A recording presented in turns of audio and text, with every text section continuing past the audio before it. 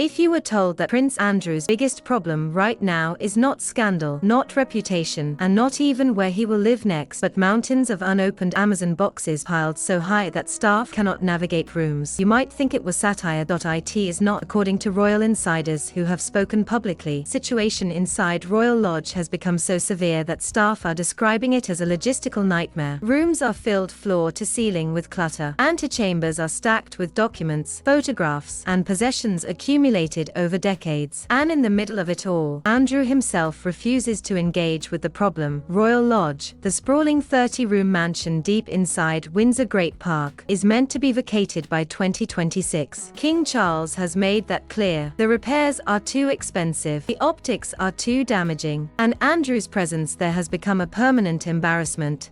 But as deadline approaches, something unexpected has emerged. The real issue is not resistance, it is paralysis. Royal author Andrew Loney recently revealed that staff are overwhelmed by sheer volume of belongings. He specifically mentioned unopened Amazon boxes, so many that no one knows what to do with them. That detail alone raised eyebrows, but when combined with reporting from the Mail, it paints a far darker picture. According to Mail, Andrew is described as a natural hoarder. Someone who has filled rooms with possessions and refuses to accept help sorting through them. Sources say he becomes defensive when anyone suggests clearing out spaces.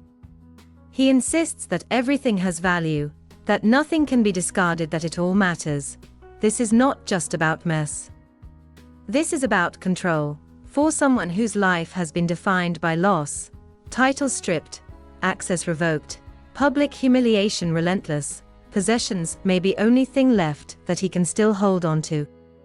And he is holding on tightly. What makes situation even more revealing is how move out is being handled. According to Mail, items from Royal Lodge have been removed at night. Quietly. Discreetly. Loaded onto trucks and transported to a Windsor storage facility belonging to Crown Estate, not during the day. Not openly. In the dark. That detail matters because it shows sensitivity, urgency, and perhaps embarrassment surrounding situation. If this were a routine move, there would be no need for such secrecy. But this is not routine. This is one of most controversial figures in modern royal history being slowly disentangled from a property he was never meant to keep forever. Despite these nocturnal removals, sources say it is still going to take time to get Andrew out. The reason is simple. There is just too much stuff. And Andrew himself is not willing to cooperate. This is where story takes a turn that many have found both tragic and absurd. Don't go anywhere. What we're about to reveal will leave you speechless. Reports about Prince Andrew's collection of teddy bears have circulated for years. Often treated as a quirky footnote. A harmless eccentricity, but in context of this forced move, those teddy bears have taken on a far more troubling significance. According to sources cited by the Mail, Andrew is deeply concerned about how his teddy bears will cope with leaving Royal Lodge. One insider claimed that he sees them as companions. That he believes Royal Lodge was their home too. The source went further. They said that being forced to move has sent Andrew into what they described as a full-on meltdown. He reportedly keeps telling people that bears will not cope with the change. That they need stability. That uprooting them is cruel. He is projecting his own emotions onto them in a way source likened to a child. Whether one takes that report literally or not, it reinforces a broader pattern. Andrew forms deep attachments to objects and spaces. And when those are taken away, he does not adapt. He resists. This obsession has added strain to already stressed staff. Andrew has a reputation for strict rules and expectations.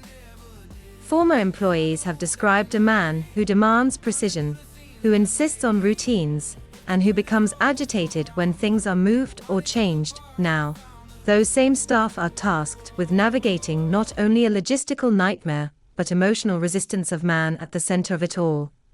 And as Buckingham Palace formally announced the removal of Andrew's style, titles and honors, the symbolism became impossible to ignore. The brother of the king, no longer a prince. Stripped of everything that once defined him. And yet, inside Royal Lodge, he clings to teddy bears and unopened Amazon boxes, as if they are last remnants of a life that is slipping away. All of this is happening against a backdrop that makes timing particularly awkward. In the same week that Mail was reporting on cluttered rooms and nighttime removals, Andrew was seen attending the christening of his granddaughter at the Chapel Royal in St. James's Palace. The Chapel Royal is one of most private and symbolic spaces in Royal World. Access to it is entirely at discretion of the king. And just as Andrew slipped into that deeply privileged setting, probably feeling quite uplifted by it, images linked to Jeffrey Epstein began circulating again. One photo showing Andrew alongside Bill Gates spread rapidly online. It later emerged that image was a cropped version of a professionally taken photograph available through a global agency. But damage was done. The Epstein scandal continues to resurface, mutate, and embarrass the monarchy. And yet, on very day those images were circulating globally, Andrew and Sarah Ferguson were attending a family gathering. It raised questions about how much tolerance still exists behind palace walls, even as efforts are made to quietly remove Andrew from Royal Lodge. Stay tuned, because the next chapter changes everything you thought you knew. According to Mail, Andrew is expected to move into what sources described as a showbox-sized holding property on a remote part of King Charles's private Norfolk estate at Sandringham. For someone used to Royal Lodge, this represents a dramatic downgrade. 30 rooms reduced to a modest cottage. Grand entertaining spaces replaced by cramped quarters. And for a known hoarder, it presents an obvious problem. What happens to everything that will not fit?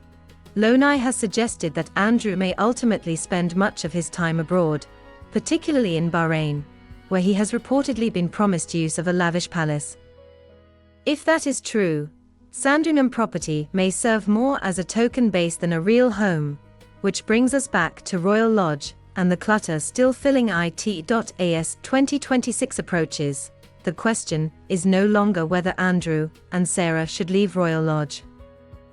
That decision has been made at the highest level.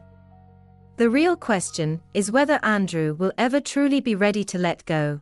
How long will he drag his feet? How many more nocturnal truckloads will be needed? How many more unopened Amazon boxes will staff have to sort through?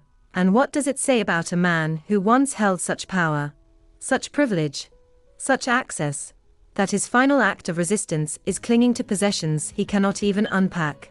This is not just about hoarding.